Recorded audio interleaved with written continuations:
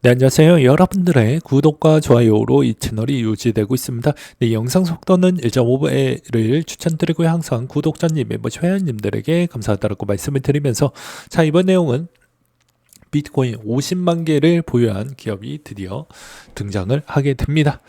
네, 그래서 MSTR에 관련된 내용과 지금의 시장 흐름에 따른 내용을 한번 준비를 해 보았는데요. 일단 첫 번째로 시장에 따른 흐름 이야기 먼저 하고 넘어가도록 하겠습니다. 최근에 나스닥이 다시 갭으로 상승을 보여주고 있는 실정인데요. 그렇다 보니까 비트코인도 연달아 좋은 흐름을 보여주고 있는 실정입니다. 특히나 이제 솔라나 같은 경우가 일시적으로 이제 좀 급등세가 많이 나왔고, 이제 그 솔라나 기반에 있는 레이어 애들도 어느 정도는 TVL이 일시적이더라도 좀 회복세를 많이 보여주고 있다라고 보시면 될 것 같습니다. 그래서 그런 점이 상당히 좀 의미가 있다라고 볼 수가 있을 것 같고요. 향후에 이제 솔라나 기반이 어느 정도만 횡보를 해준다고 해도 나머지에 있는 레이어 애들이 뭐 TVL이 좀 올라오는 형태라고 한다고 하면 크게 문제되진 않을 것 같다라고 또 이제 추가적으로 저는 설명을 드릴 수가 있을 것 같습니다. 최근 동향에서는 이더리움의 TVL에 따른 변화적 추이가 좀 독보적으로 많이 보여주고 있다라는 점이 이번 형태에서 이제 잠시 솔라나가 쉬어가고 이더리움이 다시 어느 정도 폼이 올라오는 거 아니냐라는 이야기도 조금씩은 나와주고 있는 실정인데요. 덩달아 이제 대외적인 흐름은 여전히 자금의 흐름은 ETF에서 흘러오고 있기 때문에 아무래도 이 자금의 흐름에 따른 추이를 아예 무시하고 보기에는 좀 어렵다라는 것입니다.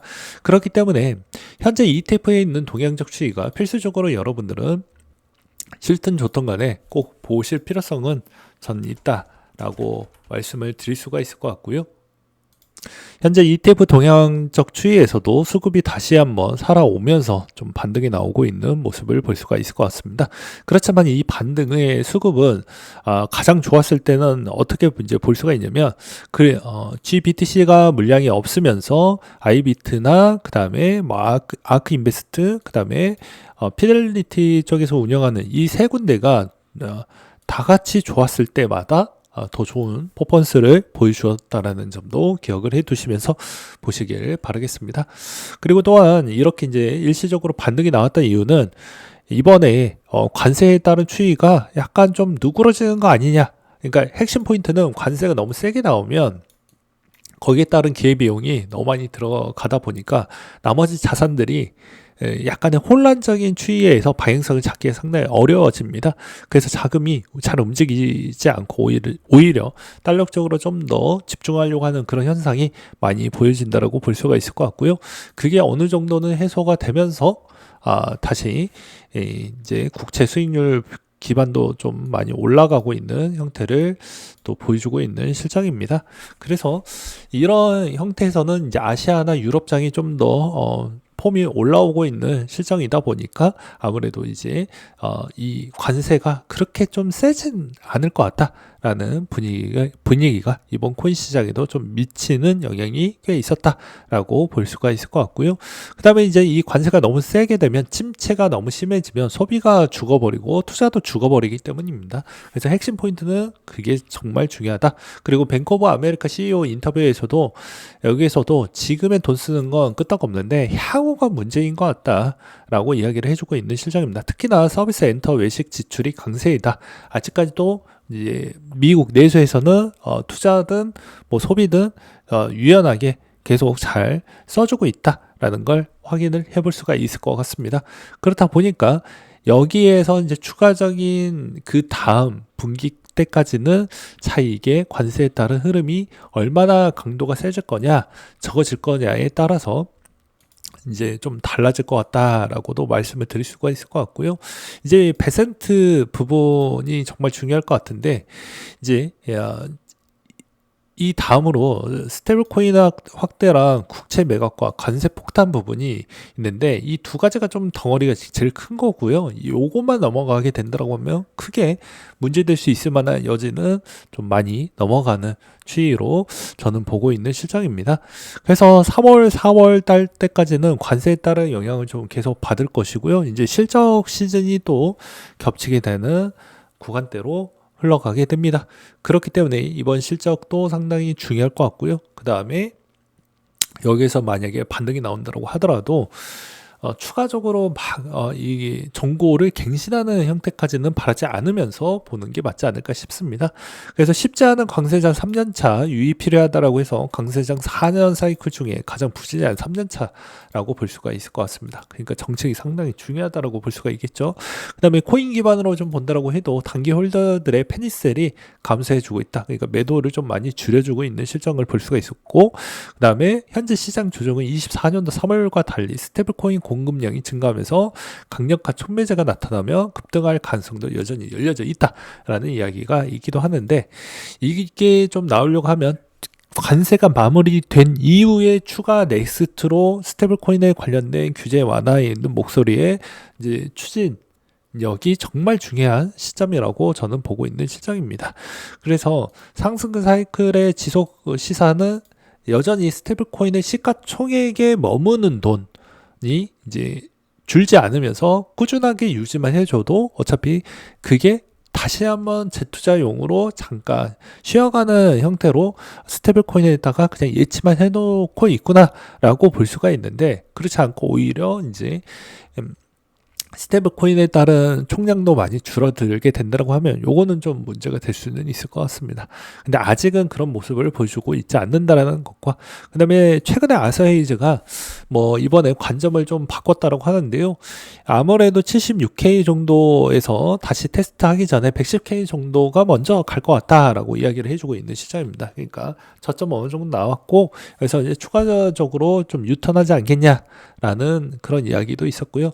그 다음에 이제 트론, 뭐 톤, 그 다음에 아발란체, 뭐 시바, 뭐 폴리곤, 뭐 메이커, 쿠코인, 테라, 뭐 에이브, 뭐 팬케이크, 뭐 등등인데, 여기서 이제 소각 비중에 따른 추이가 잘 이행이 되어가고 있는 거 몇 개 이렇게 좀 추려가지고 또 한번 가지고 와봤습니다.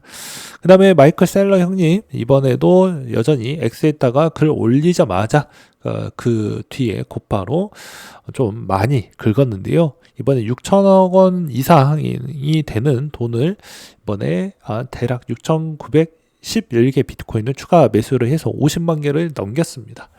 그래서 이번 형태에서도 마이클 셀러 형님은 무슨 의도인지는 모르겠지만 이번에 좀 대폭으로 많이 모았다라는 포인트를 좀 볼 수가 있을 것 같습니다. 그러니까 아무래도 여기에서 20-30% 조정이 나왔기 때문에 한 요 정도 사면 여기서 더 많이 떨어진다고 해도 그렇게 부담 요소는 되지 않겠다라고 생각을 하면서 더 많이 모으는 게 아닌가라는 생각도 들기도 했습니다. 그리고 이번에 비트코인 보유 상위 70개 기업의 지난주 총 7,349개 비트코인을 추매했다라는 것과, 그 다음에 디지털 자산 투자 상품에서 순유입량도 같이 증가를 했다라고 합니다. 그리고 이제 추가적으로 이제 볼 수 있는 시점으로는 메타플래닛이 이번에 3,350개를 좀 보유를 했고, 국내에서도 이제 비트맥스라는 곳이 있게 하는데, 이게 이름을 상호 변경한 지 얼마 안 됐고, 그 다음에 자본이 그렇게까지 많이 있지 않아서 아마 테마성으로 바뀌게 되면 아마 주가도 좀 많이 오를 것 같긴 하는데, 그거는 비트코인이 좀 달릴 때 그때 좀 봐야 되지 않을까라고 저는 생각이 듭니다. 그 다음에 트럼프의 WA 월드 파이낸셜 부분에 이제 그런 매수 동참을 해봐야 별로 먹을 게 별로 없는 것 같아요. 왜냐하면 과거에 이때까지 월드 리버티에서 매수를 했던 부분에서 별로 재미있는 부분이 많이 없었기 때문입니다. 그래서 여기에 같이 뭐 포지션 매매 타입은 좀 맞지는 않는다라고 말씀을 드릴 수가 있을 것 같습니다. 그 다음으로 또 볼 수 있는 건, 지금의 이제 비트코인 비중이 8만 달러에서 계속 이제 놀고 있는 실정인데요. 이 8만에서 구간에서 벌써 엄밀히 따지면 이제 주봉 차이에서 한 3주 정도는 그래도 반등이 나왔습니다. 이제 4주차 때 여기서 약세를 보일 거냐 아닐 거냐가 상당한 중요한 구간이다. 그러니까 다음 주가 제일 중요한 부분이라고 볼 수 있겠고요. 만약에 다음 주에 어느 정도 약세만 안 나와주고 더 올라간다고 하면 계속 올라가는 형태가 나와주는 중요한 시점이라고 저는 생각을 하고 있는 실정입니다. 그리고 또한 여기서도 제일 중요한 건 여전히 이 구간에서 만약에 더 힘을 내고 올라간다라고 하면 어떤 그림이 좀 나와 주어야 되냐면요. 단기간에 4월 달에 있는 추이에서 어느 정도 8만에서 놀지 말고 거의 9만대에서 좀 계속 놀아야 된다라고 저는 보는 입장입니다. 그래야 알트코인에게도 기회가 주면서 갈 수가 있고, 그 다음에 대부분 이번 형태에서 알트코인들이 좀 조정이 많이 나왔을 때 비트코인 도미넌스 부분을 좀 같이 보시면서 대응을 하는 게 맞지 않을까 싶습니다. 대부분 이제 도미넌스가 아예 뺏겼던 이더리움 부분도 있고요. 솔라나도 이번 형태에서도 많은 반등이 그렇게 세게 도미넌스도 많이 올라오지는 못하고 있는 모습을 볼 수가 있습니다.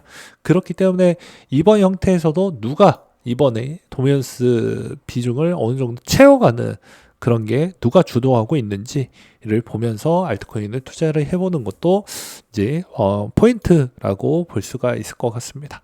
그리고 또한 4월달 추이에서 어느 정도 일정 반등이 나와주는 패턴이 나오겠지만 그게 의미 있는 그 이상에 있는 강세가 나와야 이 강세에 있는 부분이 2분기에 좀 화려하게 다시 부활하는 패턴이 나올 것이고요. 그렇지 않는 경우에는 5월달 정도 때, 4월에서 5월달 정도 때는 뭐 국내도 마찬가지로 뭐 소득세 신고 기간, 4월달에 이제 미국의 납세 기간이 같이 걸리기 때문에 약간의 이제 힘의 강세가 그렇게까지는 또 세지 않을 수 있는 가능성도 여전히 열려져 있다라는 점도 참고하시면서 보시길 바라겠습니다. 그 다음에 이제 특징적인 코인 하나가 있었는데요. 벅스 코인 같은 경우가 이번에 여러 가지 스테이킹 오픈을 하면서 했는데 이 스테이킹이 좀 특이한 스테이킹 기반이더라고요. 이거 무슨 말이냐면 코인을 주지는 않고 USDT로 준다라고 합니다. 그래서 오히려 이제 여기에서 나오는 물량은 없다. 그러니까 좀 다른 형태에 따른 스테이킹의 보상 방식을 좀 택했다라고 볼 수가 있는 거예요. 그래서 이제 또 그걸로 인해서 이번에 소각하고 그다음에 이 스테이킹 전략이 나오면서 벅스코인이 어마무지하게 많이 올라가고 있는 형태를 볼 수가 있게 되겠습니다. 그리고 레퍼럴 부분에서 대부분 이제 인범 씨가 대부분 거의 다 장악을 하면서 그 파이가 대부분 뺏겼기 때문에 나머지 레퍼럴 하시는 분들 좀 많이 힘들어 하지 않을까 라고 생각이 드네요. 어차피 레퍼럴도 비즈니스 부분 중에 하나이긴 하는데 이제 한 사람이 저렇게 출혈 경쟁에 불씨를 땡겼기 때문에 나머지 레퍼럴 하는 사람들은 좀 많이 힘들지 않을까라고 저는 생각이 듭니다. 아무튼 이번 4월 달에 있는 동향의 추이에서 아무래도 만약에 먼저 본다라고 하면 그냥 솔라나 기반에 있는 솔 레이어 부분을 좀 유심하게 보시면서 가는 게 맞지 않을까 싶습니다. 그리고 이제 트럼프에 있는 전략도 2분기 전략이 어떤 내용이 나와주느냐에 따라서 이번 형태도 많은 영향을 끼칠 수 있다. 그게 이제 코인적 관점, 그러니까 관세가 끝나고 나서 그 다음에 있는 넥스트가 뭐가 될 거냐가 핵심이기 때문에 그 내용에 있는 물꼬를 잘 캐치를 하시면서 투자를 하셔라. 만약에 예를 들어서 이제 관세를 끝내고 나서 그 다음에 국채 관련되어져 있는 내용이 끝난 뒤에 곧바로 코인 내용으로 넘어가면 아주 나이스한 거고요. 그 뒤에도 좀 계속해서 밀려진다고 하면 기대감이 좀 많이 꺾일 수도 있는 측면도 있다라는 것도 인지를 하시면서 투자하시길 바라겠습니다.